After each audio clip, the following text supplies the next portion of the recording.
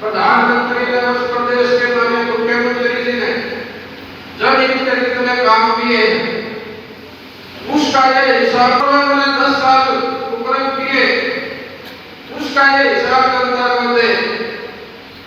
जब जाके घर घर जाकर पार्टी का प्रचार प्रसार अब समय आ गया है, इसको पूरा करने का प्रयास करेंगे।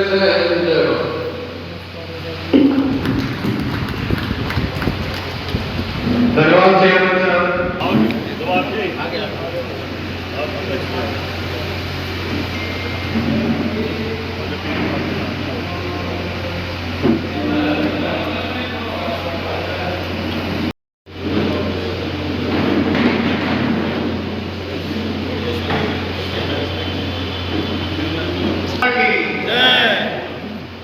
आज हमारे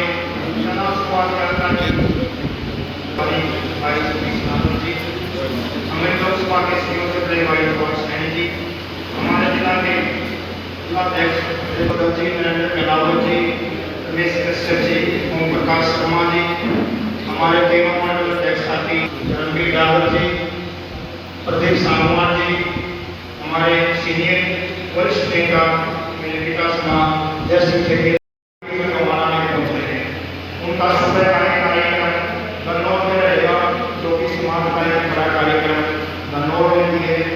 उसके बाद 2 बजे की ओर है तो शाम की पार्टी के कोई भी कार्यक्रम रहता है, किसी की कोई रैली है तो वहाँ से शुरुआत करते हैं। आप आज एक कोई रैली और अपनी वहाँ की मजबूत रैली उसमें आप सबका सहयोग आशीर्वाद चाहिए।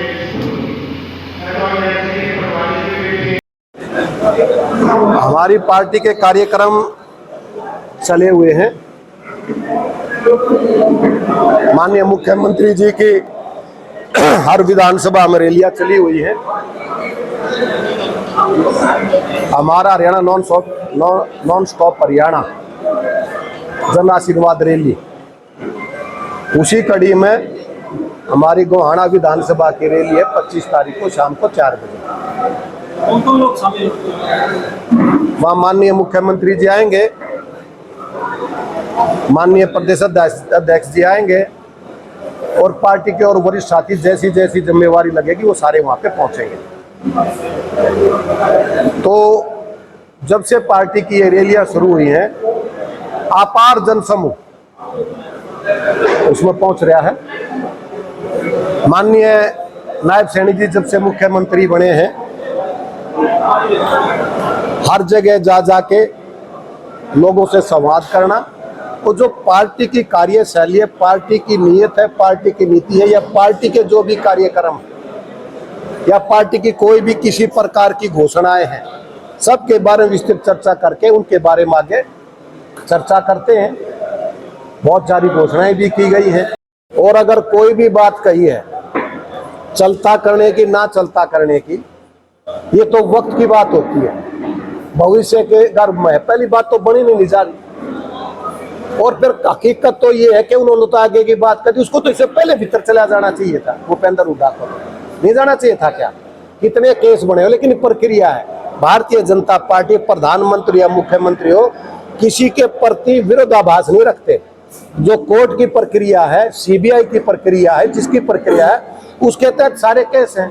हो सकता है उनकी ये सोच हो कि भाई आगे उनका तो अंदर जाने का प्रोग्राम था, 100% बनना, कई केस उनके ऊपर, वो आज ना बनेगा ताकि बन जाएगा। इसमें कौन सी दो बात है? जाना ही जाना हो तो। केजरीवाल जी कहते थे कि उनको नाजायज फंसाया जा रहा है, आज जेल में क्यों है?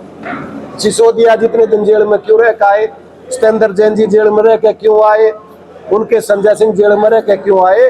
अगर वो ठीक थे, पाक साफ थे, तो कोर्ट के माध्यम से जमानत हो जाती, घर बैठ जाते। इनका भी वही हाल है। तो कांग्रेस की तो ये नियत और नीति रही है। तो जनता का विषय नहीं है, जनता का आशीर्वाद है, आप लोगों का सहयोग है। भारतीय जनता पार्टी आम नागरिक के लिए, आम जनता के लिए इतने बढ़िया काम कर रही है, और उसका आशीर्वाद जन आशीर्वाद रैली में हर इंसान खड़ा होकर आशीर्वाद दे रहा है। और इसका सीधा साधा मामला यह है कि 100% सरकार बनेगी तीसरी बार। कांग्रेस भी हिसाब मांग रहे हैं। पहली बात तो ये है, कांग्रेस क्या हिसाब मांग रहे हैं? वो कहते हैं कि हरियाणा मांगे हिसाब। हरियाणा हिसाब मांगे, कांग्रेस कौन होती है हिसाब मांगने वाली? और हरियाणा में क्या भारतीय जनता पार्टी नहीं है? भारतीय जनता पार्टी उनसे बड़ी पार्टी है, उनसे बड़े कार्यकर्ता है। उनका टेका छोड़ गई क्योंकि कांग्रेस मांगे हिसाब, और हिसाब मांगनी है वो कौन है? पहले अपने गिरेबान में झांक के देखो, नौकरियों में दूसरे भ्रष्टाचार गंवाने के ये सारे कांड आप भूले नहीं होगे। उन चीजों का हिसाब तो जनता ने उनसे 3 बार ले लिया। 2004 में 5 में मुख्यमंत्री बना था, 67 सीट आई थी, 9 में कितनी आई? 40। 14 में कितनी आई? 15। 19 में दोनों बाप बेटा MP में आ रहे के नहीं आ रहे? कहाँ के नेता हैं? कहाँ के नेता बताओ? अरे कांग्रेस नहीं है सर, कांग्रेस की तो लाइन लाग रही है। शैलजा बहन जी और कुछ मांगे, सिरसा के नीते सुरजेवाला और कुछ मांगे है, उधर से अपना कैप्टन यादव साहब और कुछ मांगे हैं। ये तो एक समेट का छोटा सा वो और उसका छोरा, उसके अलावा कुछ होता है को नहीं भाई, 1% भी। बाकी रिजल्ट बता देंगे, आपके सामने आऊंगे। सीट तो आपकी भी घटी है पिछले चुनाव की बात करें तो। कितनी घटी? चलो मैं आपकी बात बड़ी करता हूँ। घटी तो जी, कितनी घटी? 7 सर। उसकी कहां से?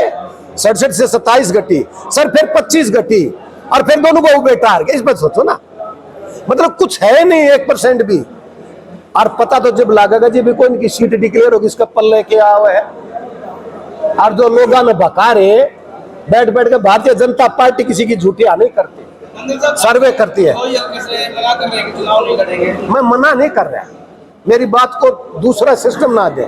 मैंने 1 साल पहले कह दी थी कि मैं संगठन में कार्य करना चाहता हूं, और संगठन में पार्टी ने मेरे को प्रदेश का उपाध्यक्ष बनाया, यहाँ का प्रभारी बनाया, लोकसभा का वो बनाया, अब मेरे को रोहतक विधानसभा का वो बना दिया। मैं संगठन में काम करना चाहता हूँ, और साथियों को मौका मिलना चाहिए कि नहीं मिलना चाहिए? ये बात मैं आज नहीं कह रहा, विधानसभा लोकसभा से पहले ही मैंने बात कह दी थी, और जो मेरी पार्टी का सिस्टम मैंने सबको कह दी। लेकिन पार्टी अगर आपको लड़ाना चाहती है, पार्टी जो भी कहेगी 24 घंटे दिन रात 24x7 काम करने के तैयार। मैं तो 24 घंटे भारतीय जनता पार्टी तैयार रहे, और मैं 100% हर चीज के लिए तैयार रहता हूं। लेकिन पार्टी का सिस्टम है, उस सिस्टम के तहत मैंने बता दिया कि मैं लड़ूंगा, और साथी के पता भाई साहब लड़ेंगे। ये खुले भाई छोड़ दिए, मेरे भाई कैंडिडेट है, इतने बढ़िया बढ़िया पूछो ना, वो दिक्कत को नहीं, मारे कितने भी दिक्कत नहीं। दादा साहब जिस तरह से कैंडिडेट आपकी मांग रहे हैं, टिकटें मांग रहे हैं, लगभग 50 के आसपास यहाँ उम्मीदवार आपकी जो है टिकट मांग रहे हैं, कैसे छटनी होगी? देखो सर, मैंने आप साथ बैठे थे, मैंने बताया था कि हमने राय शुमारी की है, बॉक्स में वोट डलवाई है। उन साथियों का पहला वो सर्वे है, दूसरा पार्टी का इंटरनल सर्वे है, पार्टी का सेंटर का सर्वे है। ये तो है नहीं कि यहाँ पे सोनिया ने कह दिया, राहुल ने कह दिया, या राहुल के भांजे ने कह दिया वो फाइनल हो जाए। यहाँ तो बैठ के हर तरह की समितियां गठित है, कमेटियां गठित, उनके तहत होगी सर। लोकसभा चुनाव के दौरान जो है 25 तारीख को हरियाणा के लोकप्रिय माननीय मुख्यमंत्री श्री नायब सैनी जी गोहाना में आ रहे हैं। उसकी तैयारी को लेकर के आज हमने छोटी सी मीटिंग बुलाई थी, लेकिन कार्यकर्ताओं को जैसे पता चला तो वो ज़्यादा संख्या में आए हैं, और इससे जोश से लग रहा है कि बहुत शानदार कार्यक्रम 25 तारीख को माननीय मुख्यमंत्री जी का होगा, और ये गोहाना में हमारा चुनावी संगनाथ होगा।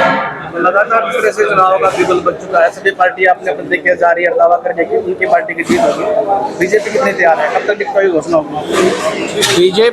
बीजेपी की तैयारी सबसे आगे है, क्योंकि हम 5 के 5 साल तक ऊपर से लेकर के और बूथ तक का लगातार काम करते रहते हैं। हमें किसी भी पल चुनाव के लिए कहा जाए तो हम तैयार होते हैं, इसलिए हमारी तैयारी पूरी हो चुकी है। कैंडिडेटों के लिए जो रायशुमारी होनी थी वो हो गई है, लिस्टेड हो गई है, हमारी बड़ी बैठकें हो रही हैं। 22-23 को हमारे सीनियर लोग बैठने वाले हैं, उसके बाद सारी बैठकें अगली लगातार तैयार हैं। चुनाव समिति हमारी बन गई है, चुनाव प्रबंधन समिति हमारी बन गई है। इस तरह से सारे काम बांट दिए गए। तो कब तक घोषणा हो सकती है टिकटों की? मुझे लगता है कि 2-3 तारीख तक सब घोषणा हो जानी चाहिए। हमारी किरण चौधरी को राज्यसभा भेजा गया है, राज्यसभा में किस तरीके देखते हैं? विपक्षी हमला बोल रहे हैं उन पर, पहले इस्तीफा नहीं दिया, एक इस्तीफा दे के अब राज्यसभा में भेजा जा रहा है। वो जो इस्तीफा मांग रहे थे वो ड्रामा कर रहे थे कि इसकी सदस्यता रद्द करो, उसमें आधे अधूरे कागज लगा रहे थे, ठीक से अपील में नहीं जा रहे थे। तो उनकी भी नीयत नहीं थी उस तरह से करने की। और जिस दिन उनको चुनाव के लिए कहा तो उन्होंने पहले इस्तीफा दिया है और उसके बाद उनका टिकट डिक्लेयर हुआ और आज उन्होंने फार्म भर दिया है। और मुझे नहीं लगता कि विपक्ष हमारे सामने कैंडिडेट उतारने की कोशिश करेगा। रणजीत चौटाला नाराज नजर आ रहे हैं गोपालकांडा के अनाउंसमेंट के बाद। रणजीत चौटाला कोई हमारा जन्मजात कार्यकर्ता तो है नहीं, टाइम टू टाइम आता है, टाइम टू टाइम जाता है। अभी भाजपा की टिकट भी मांग रहा है और दूसरी बातें भी कर रहा है जो पार्टी में रहने वाले आदमी को नहीं करनी चाहिए।